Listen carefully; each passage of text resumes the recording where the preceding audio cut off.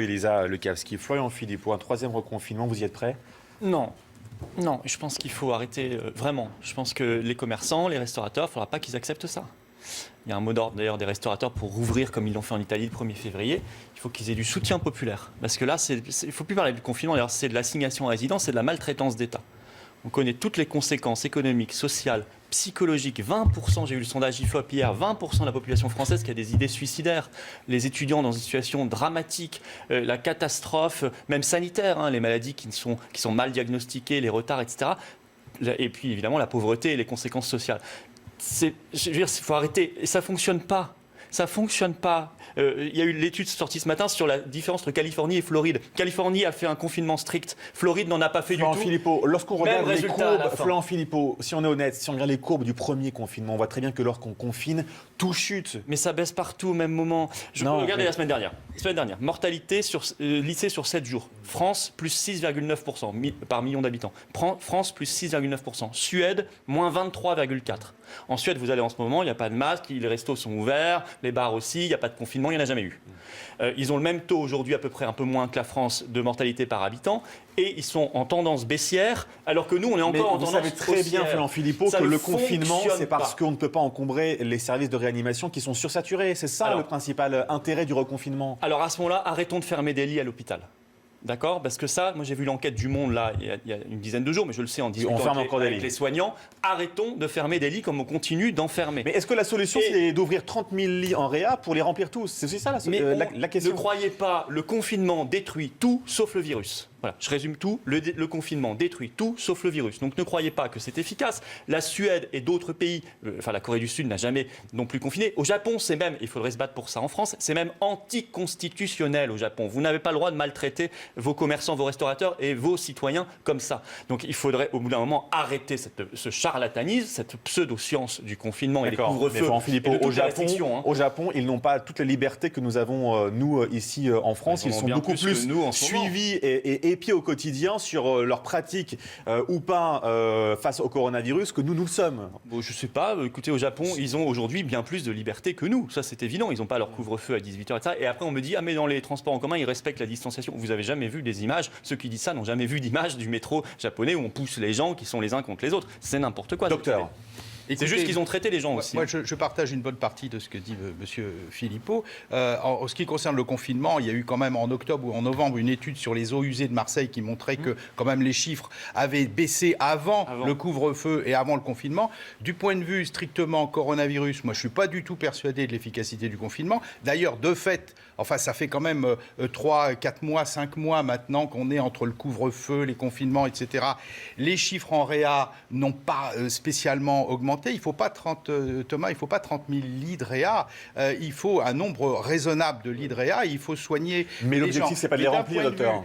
Bien entendu, mais d'un point de vue sanitaire global, si on pense en global, moi je pense que le confinement a essentiellement des effets globalement négatifs sur la santé des Français et non pas positif. D'ailleurs, en plus, je pense que ce troisième confinement, qui effectivement, moi je suis dans le sondage, je pense qu'il est inévitable et je ne le souhaite pas. Il sera inefficace parce que la population n'en peut plus, elle n'adhère plus et on ne mettra pas un policier à 135 € derrière chaque Français. Bonjour Jean-Paul Hamon, merci d'être avec nous ce matin. Vous êtes partisan de ce qui se dit en ce plateau, c'est-à-dire inévitable, mais vous le craignez ce confinement ? Bon, écoutez, je suis assez énervé par les propos démagogues de M. Philippot. Là, c'est vrai que c'est la vaccination. La vaccination, quand les Français auront été vaccinés, elles le protégeront lui, qui ne veut pas se faire vacciner. On manque de vaccins actuellement. Les infirmières dans les centres font des miracles pour faire 6 doses avec un flacon initialement prévu pour 5. Pfizer va en profiter pour se faire 20% de plus de bénéfices et comme ça honorer ses contrats, parce que les contrats, il paraît, parce que ça personne ne les a vus, ces contrats ont été signés en doses et non pas en flacons. Donc là, Pfizer va se faire 20% de plus et on n'y pourra rien. La vaccination, malheureusement, pour M. Philippot, la vaccination protège, mais malheureusement, on n'en a pas assez. Et la communication gouvernementale est tellement mauvaise qu'on finit par croire qu'on manque de vaccins à cause de ce gouvernement, alors que, ne l'oublions pas, c'est Pfizer et Moderna qui ont fait des miracles technologiques pour produire un vaccin en moins d'un an. Je le rappelle, en moins d'un an. Alors qu'ils aient des problèmes pour fournir les doses suffisantes parce qu'il y a une demande mondiale colossale, c'est normal. Jean-Paul Hamon. Mais ce serait simple d'avertir les gens qui prennent des rendez-vous, d'avertir les gens, les médecins qui se mobilisent. Ma question était surtout sur le reconfinement, s'il vous plaît. Si vous voulez bien me répondre sur le reconfinement. Excusez-moi, mais comme on m'a fait le veto parce que je devais intervenir à 7h30 et que j'ai entendu les propos sur le vaccin, permettez-moi de répondre quand même sur le vaccin. Eh bien, vous avez répondu, Jean-Paul Hamon. Non, mais j'ai pas totalement répondu. Parce alors allez-y alors, allez-y. Il a fallu que les médecins libéraux se mobilisent, que les infirmières libérales se mobilisent dans les centres de vaccination, et on s'est retrouvé avec des vaccinations, avec des séances de vaccination sans vaccin. Et un gouvernement qui communique mal là-dessus, qui n'est pas foutu de nous dire qu'on n'a pas assez de doses ou qu'on va être livré dans 8 jours, dans 15 jours, etc. Donc tout ça, ça en a énervé plus d'un. Et en plus, il y a eu M. Valtou, le directeur, le président de la Fédération hospitalière de France, qui a osé dire que si on était en rade sur les vaccinations, c'était à cause des médecins libéraux qui ne s'étaient pas assez mobilisés. Alors c'est vrai, quand vous me faites lever de bonne heure à dimanche matin, je suis un peu énervé, c'est vrai. Quant au reconfinement, on est un petit peu surpris de voir que l'Angleterre, qu'il n'y a pas de fermeture vraie des frontières avec le Royaume-Uni, ça pourrait freiner l'arrivée du variant anglais. Alors, ils ne vont pas empêcher son arrivée, il est déjà là maintenant. Hein. Mais on peut arriver du Royaume-Uni avec une simple PCR négative, les gens ne sont même pas confinés 7 jours et ils peuvent se balader comme ils veulent. Et si en plus la France est toute seule à faire ça, les gens vont passer par la Belgique, ils vont passer par la Hollande et ils vont se trimballer tranquillement chez nous. Donc franchement, imposer un reconfinement, imposer un couvre-feu à 18h alors qu'on laisse ouvertes les frontières avec le Royaume-Uni, ça c'est un scandale.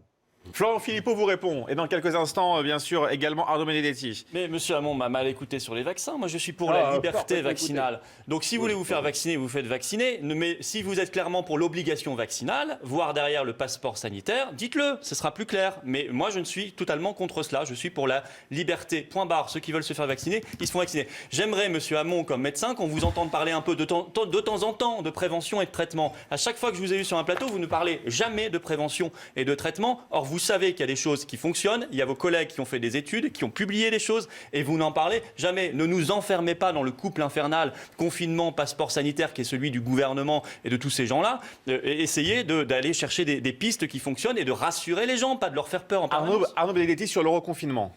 Et après, monsieur Hamon. Sur le reconfinement, on voit bien que depuis plusieurs jours, voire quelques semaines, on nous y prépare par une sorte de nudge de marketing où on suggère cette idée. Donc, il est naturel que vous ayez 72% des Français qui, aujourd'hui, le jugent inéluctable. Le vrai problème, c'est de savoir quelle sera la nature de ce confinement. En l'occurrence, est-ce que ce sera un confinement qui sera un confinement dur comme celui que l'on a connu au mois de mars, ou est-ce que ce sera un confinement, j'allais dire, à géométrie variable, tel que celui que l'on a connu au mois d'octobre. La réalité, c'est que quand même aujourd'hui, non, quand même juste un point qui me paraît important, c'est que on voit bien que le confinement, le deuxième confinement, que les mesures de couvre-feu, malgré tout, ont laissé un plateau très haut en matière de contamination. Donc, on peut se poser la question de l'utilité, en effet, d'un Jean-Paul Hamon, confinement. la question de fond, finalement, c'est est-ce que le confinement et le reconfinement, ça fonctionne ? Je disais tout à l'heure, vu les courbes qu'on a vues lors du premier confinement, on a l'impression quand même que ça fonctionne de confiner les gens. Ça réduit la pression hospitalière. Bien évidemment, le confinement fonctionne. Là, il n'y a pas besoin d'avoir fait d'études pour le constater. Hein. Ça a baissé. Pour répondre sur la vaccination obligatoire, on a toujours été contre la vaccination obligatoire parce que c'était contre-productif, d'une part. Et d'autre part, on voit bien qu'actuellement, les antivax ont perdu parce que maintenant qu'on manque de vaccins, les Français sont massivement pour se faire vacciner. Il suffit de constater les listes d'attente dans les centres de vaccination. Quant au passeport sanitaire, il est parfaitement inutile dans la mesure, c'est pas la peine de monter sur ces grands chevaux en disant qu'il y a une atteinte à la liberté. Il est parfaitement inutile dans la mesure où on ne sait pas si les personnes vaccinées ne peuvent pas transmettre le virus. Et là, il n'y a aucune étude qui le montre. Donc le passeport sanitaire, c'est juste de l'agitation. Et pour le moment, ça ne sert strictement à rien, sauf peut-être à dire que les personnes vaccinées éviteront les cas graves, ce qui pourra faire croire quand même aux gens, aux pays qui les accueilleront, qu'ils n'iront pas encombrer leur service de réanimation en arrivant chez eux s'ils font la Covid quand même. Donc, passeport sanitaire, il ne sert pas à grand-chose et l'obligation, c'est une erreur. Voilà.